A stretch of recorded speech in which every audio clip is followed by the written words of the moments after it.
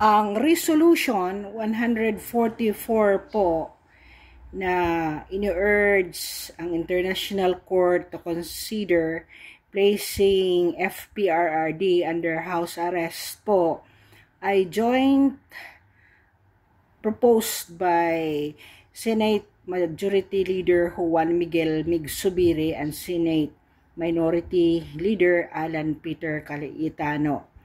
Ang nag-vote po ay as follows: 15 votes in favor, 3 against it, and 2 abstained.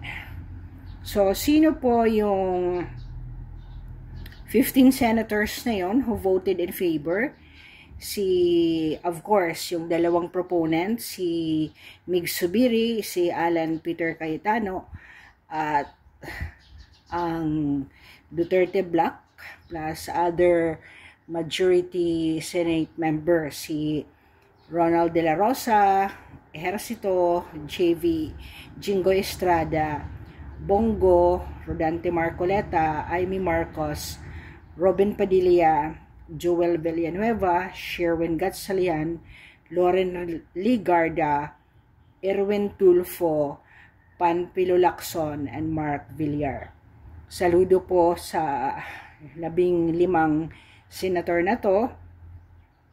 Ang hindi po nag-vote at no ang kanilang vote ay si Reza Hontiveros, na nag-argue na walang proof na nineglect ni ICC ang kalusugan ng dating Pangulo, and that supporting resolution would compromise justice for the victims of extrajudicial killing. Si Bam Aquino, he emphasized the Senate's duty to uphold international law and ensure accountability for human rights abuses, na wala pa naman pong nagpapatotoo na may human rights abuses talaga. Si Francisco Kiko Pangilinan, and he stressed the cries of justice. Nag-abstain naman si Senator Tito Soto. He cited concerns about further dividing the nation and wanted to show respect to the families of victims. And si Rapi Tulfo, he would have voted yes if Duterte's illness was certain. So, ang wala po doon dahil sila ay naka-leave of absence sa voting ay si Lito Lapid, Pia Cayetano, Camille Villar, and Francis Escudero. But he indicated that he would have voted yes if present sana siya. Kaya lang absent po siya. Bakit po patuloy ang paglilitis kay FPRRD despite argument na hindi na tayo member ng Rome Statute at may 1-year prescriptive period po na dapat finailan siya ng case? So, ang sabi po ng ICC, dahil alleged crimes were committed during which time na tayo po ay member pa rin ng ICC from 2011 at nag-withdraw lang tayo ng 2019. And ang argumento kasi ng defense dito, pag ganun pala, edi kahit pala 19 kopong-kopong pa na hindi naman finailan ng case ng period ng member pa tayo, at saka yung 1-year prescriptive period ay hindi pa rin finailan, bakit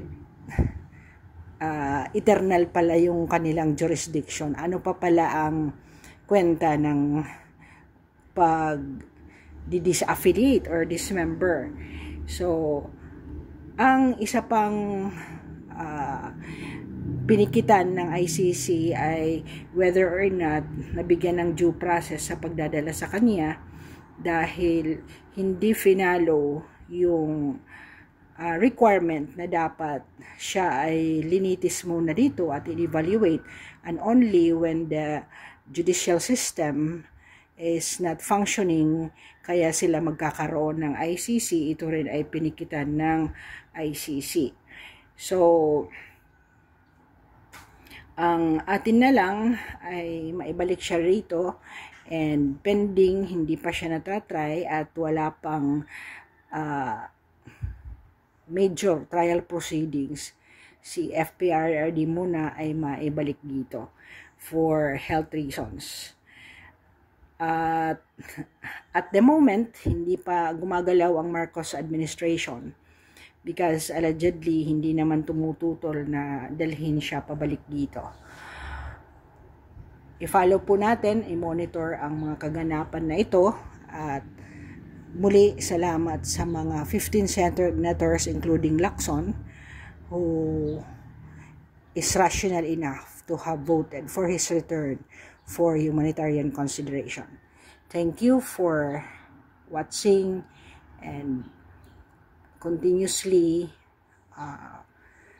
returning back to this community. God bless.